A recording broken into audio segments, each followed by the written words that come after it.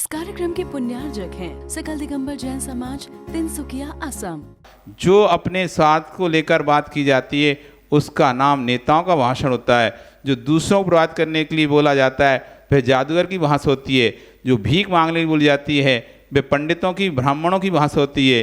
लेकिन इन ज्ञानियों को दक्षिणा कैसे अच्छे से मिलेगी उतनी और भाषा बोलना चाहिए। विश्वास रखो, मूंगफली बेचने वाले की भाषा अलग होती है। यदि आप में से किसी को मूंगफली बेचने भेज दिया जाए तो आप पूरी टोकरी ले आओगे, भरी भराई, आप बेच नहीं पाओगे, नहीं बिकेगी तुमसे। हर क्षेत्र की भाषाएं अलग होती हैं। मूंगफली बेच के आओ तो वो मूंगफली बेच के नहीं आ पाएगा, पहले इनको मूंगफली बेचने वाली भाषा सीखनी पड़ेगी। बेकारी का भी बना दिया जाए और भीख मांगने भी भेजा जाए तो तुम भीख मांग कर नहीं ला पाओगे, क्योंकि भीख मांगने वाली भाषा अलग ही है। खाली हाथ आ जाओगे, भीख भी नहीं मिलेगी। इतने अच्छे भिखारी हैं कि भिखारी की भौनी भिखारी करता है। सबसे पहले जब भिखारी को भिखारी भाषा से भीख मिलती है, और यदि तुम दिगंबर बन गए, दिगंबर मुनि की भाषा नहीं सीख पाए तो भगवान कैसे बन पाओगे। आचार्य ने कह रहे हैं भाषा का, कह रहे थे भाव जितने स्वस्थ रहेंगे भाषा वैसी स्वस्थ निकलेगी। अंदर जैसी आस्था होगी भाषा वैसी निकलेगी। दिगंबर मुनि बनकर भी यदि दिगंबर मुनि की भाषा नहीं सीख पाए तो कह रहे हैं कि दिगंबर मुनि का आनंद नहीं ले पाओगे, भगवान नहीं बन पाओगे। इसलिए भाषा समिति, वचन गुप्ती, सत्य महाव्रत, सत्य अनुभव, सत्य धर्म, ये सब वचनों की शिक्षाएं। इसलिए कभी भी कपड़े उतार कर फेंक मत बैठना जब तक यहाँ की भाषा ना सीख पाओ। इंजीनियर कॉलेज की भाषा क्या इन्हीं लोगों जैसी होती है जैसे ये लोग बोलते हैं? अलग होती है। विश्वास रखिए, हर क्षेत्र की भाषा भिन्न है। जिस क्षेत्र में प्रवेश करोगे वहाँ की भाषा तुमको प्रभावित करेगी। आपके सांसद भवन की भाषा अलग होती है, योगियों की भाषा अलग होती है। किसी भी परिसर में प्रवेश करो कि वहाँ की भाषा सुनकर बोध हो जाता है कौन सा परिसर है।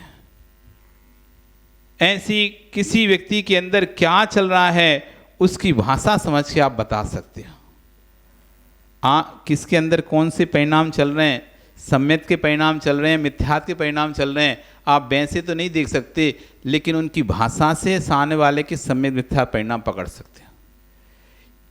ये हमारे अंदर आस्था भर रहा है या अनास्था भर रहा है।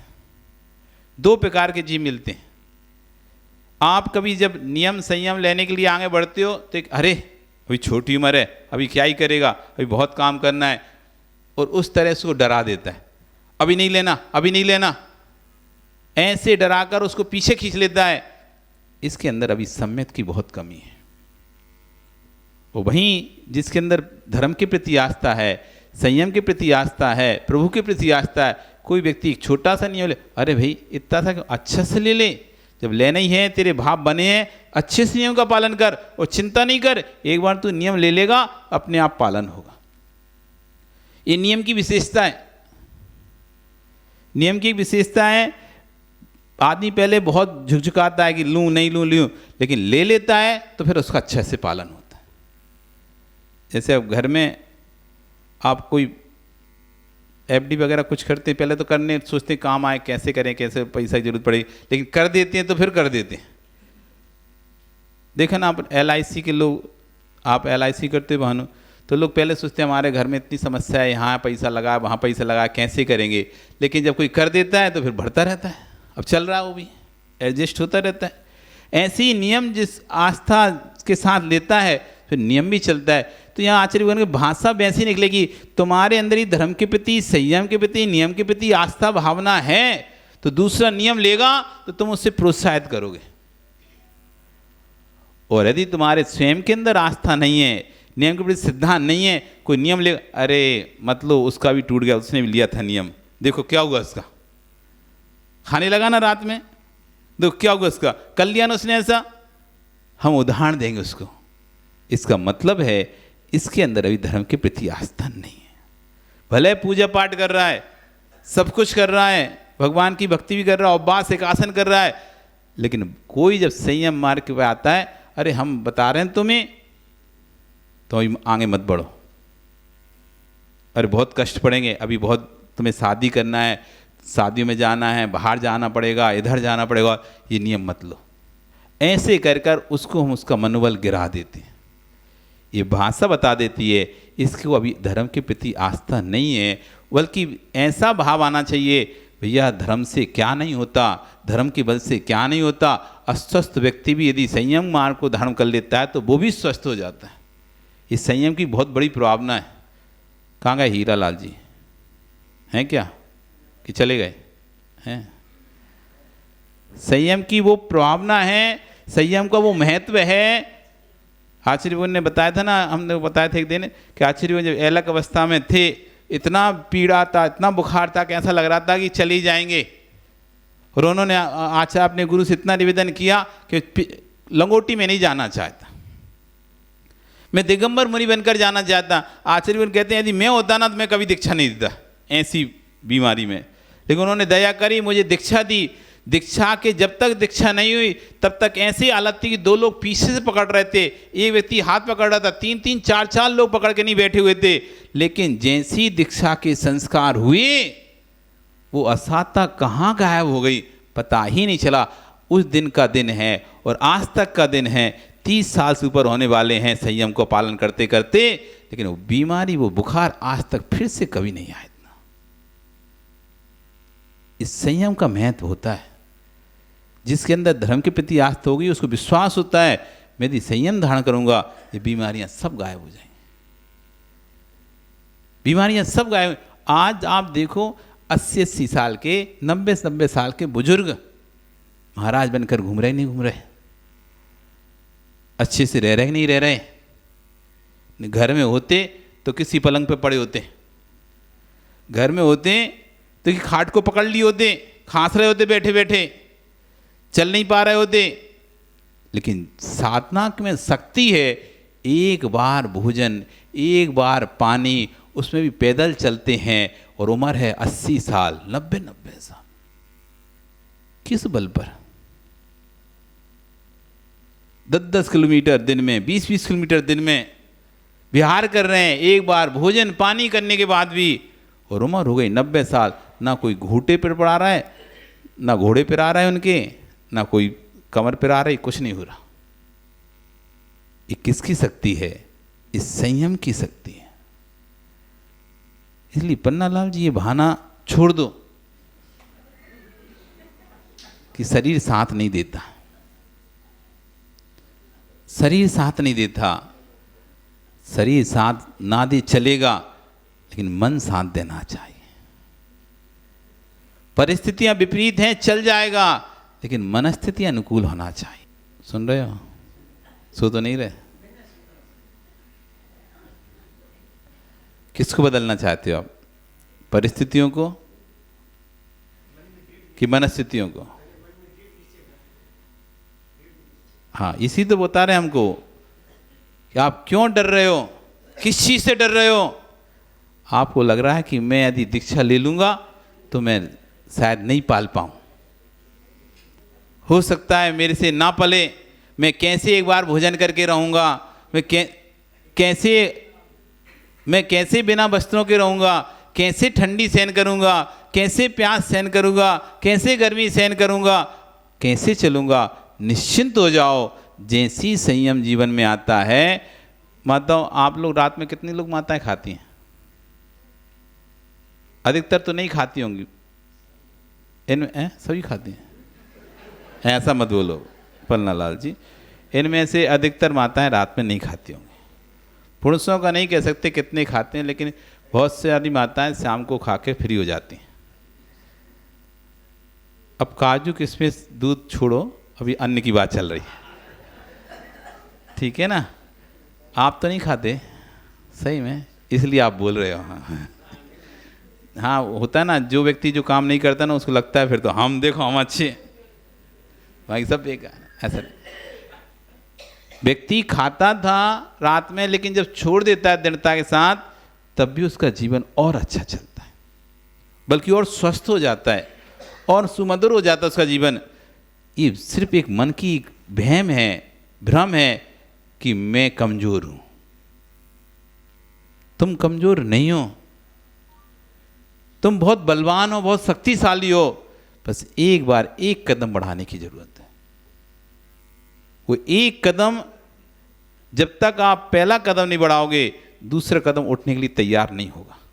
और जैसे ही तुमने पैदल का कदम बढ़ाया है, दूसरा कदम स्वतः ही उठकर अपने आप आगे रखा हो जाएगा। एक कदम बढ़ाने की कोशिश करो। आचार्य भगवान यही कह रहे हैं कि जैसे मुनि जहाँ जाते हैं जैसा भाव होता है वैसी हमारी भाषा होती है।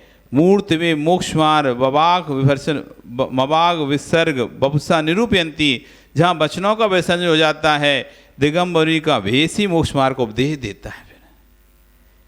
वहाँ बोलने की भी आवश्यकता नहीं है, कहीं भी निकल जाना, वहाँ किसी से भी नहीं पूछना पड़ता कि महाराज जी हैं क्या, देख लो कौन हैं। तेजाराम में बहुत सारे दिल्ली के श्रावक आए, आचार्य अपना कथन बता रहे हैं। वे जिस कक्ष में बैठे थे वहीं पूछ रहे थे, मैं जिस कक्ष में बैठा वहीं पूछ रहे थे विशुद्ध सार जी के दर्शन करना है। मुझसे ही पूछ रहे थे, मतलब आचार्य भगवान से पूछ रहे कि विशुद्ध सार जी के दर्शन करना है, महाराज कहाँ बैठे हैं। एक सज्जन तो मेरे से ही पूछ रहे थे कि काय महाराज, बड़े महाराज कहाँ बैठे हैं। तो पता ज्ञानी मैं क्या करता हूँ, दूसरे महाराज थे उनकी तरफ इशारा कर दिया, वो बैठे हैं, भेज दिया। कहता हूँ कि जाओ उनके पास। बाहर के लोग तो यही समझते कि यही विशुद्ध सागर हैं। एक श्रावक कल जैन भवन में आए, अपनी पत्नी को लेकर बोले महाराज मैं तो नहीं आ रहा था, लेकिन टीवी पर हमारी देवी ने आपके प्रवचन सुने, तब से लगा कि एक बार दर्शन तो करा के लाओ, इसलिए मैं इसको दर्शन कराने के लिए लाया हूँ। मैंने कहा क्यों, ऐसा कैसे हो गया। बोले महाराज जी क्या मालूम, दो शब्दों को सुनकर आ गए। अब कल्पना करो जब यहाँ बैठ कर के व्यक्ति बात कर रहा है, वहाँ टीवी पर देखकर कोई प्रवाहित हो गया। अब समझ में आ रहा है कि तीर्थंकर भगवान की देशना सुनकर एक दिन में हजारों लोग कैसे दीक्षा लेते थे। आश्रम में कह रहे हैं कि एक दिल्ली से व्यक्ति आ रहा है, सिर्फ इस बात पर उसने प्रवचन सुनकर उसके मन में आई मुझे दर्शन करना है, मुझे दर्शन करना है, ऐसे भाव करके आ गए। तो आश्रम कह रहे हैं कि अब समझ में आ रहा है जब तीर्थंकर प्रवचन करते थे तो हजार लोग क्यों दीक्षा ले लेते, कब किसके जिनवाणी सुनकर परिणाम बदलते हैं पता नहीं चलता। हम यहाँ बैठे हम सोच रहे हैं कोई नहीं सुन रहा, इसलिए आचार्य कई बार हम लोगों को समझाते थे क्लास में। आचार्य श्री का एक बहुत अच्छी गुण विशेषता ये थी, जो कमियाँ उन्होंने देखी उनको उन्होंने नोट किया। उन्होंने कमी देखी कि पब्लिक कम होती तो साधु गुस्सा करके चला जाता था, इनमें क्या करूँगा प्रवचन 4 लोगों में 10 लोगों में क्या सुनाए, चाहे पहले भीड़ अच्छी भरने दो, सभा भरने दो, फिर प्रवचन करूँगा। तो उन्होंने ये ऐसा देखा तो उन्होंने नोट किया कि भले 2 श्रावक भी क्यों न हो, यदि प्रवचन का मेरा समय हो गया और बुलाने आया तो मैं प्रवचन करूँगा।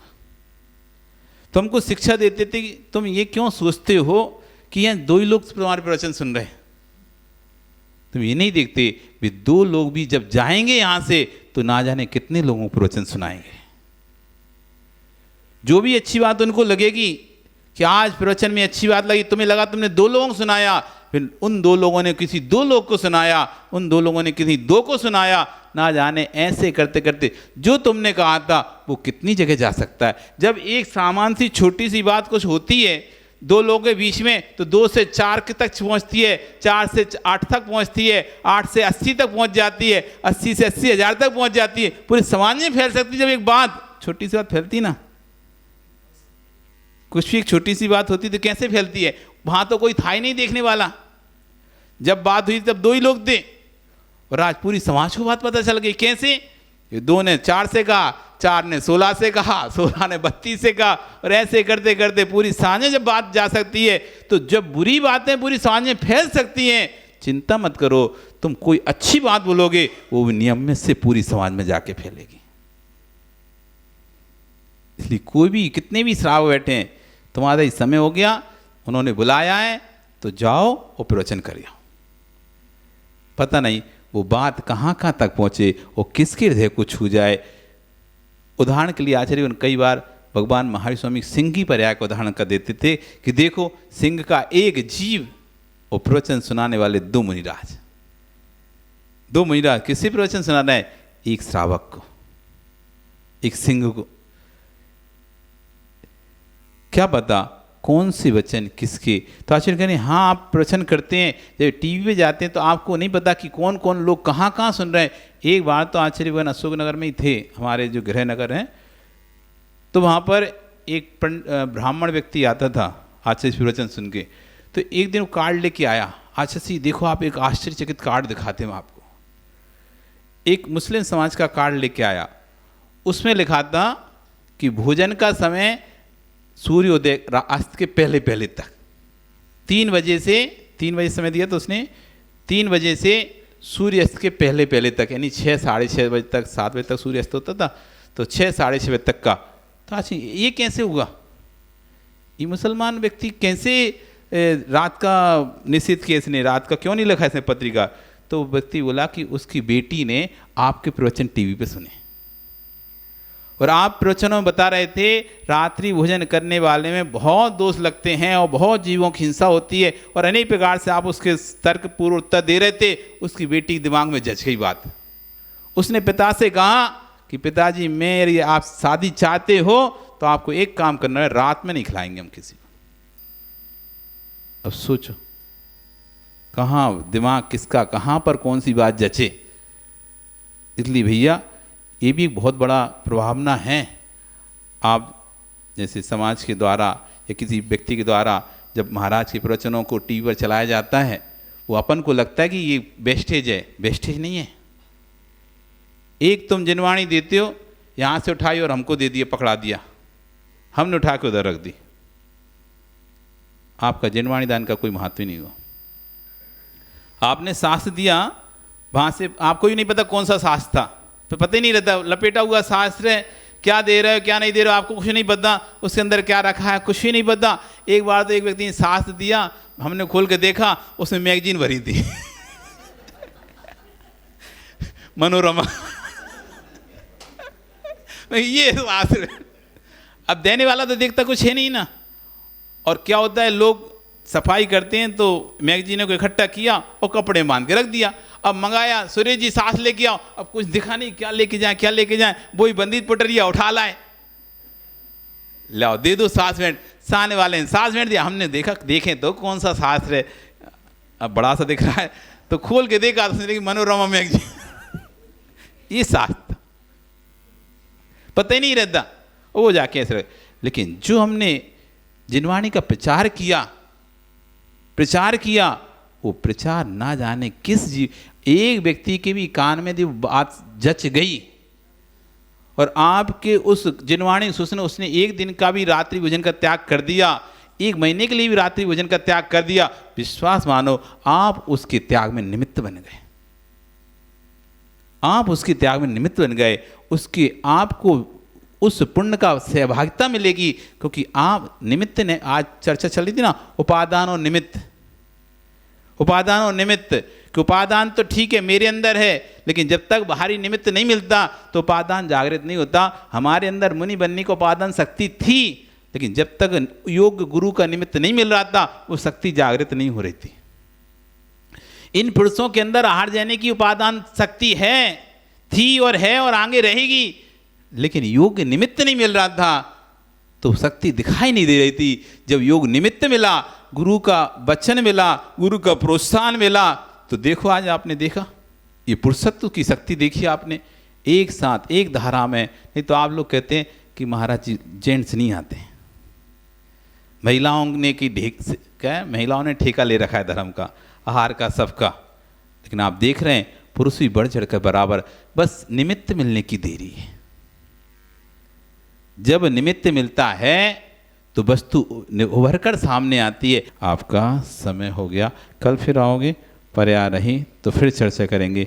बोली भगवान महावीर स्वामी की। इस कार्यक्रम की पुण्यार्जक थे सकल दिगंबर जैन समाज, तिनसुकिया, असम।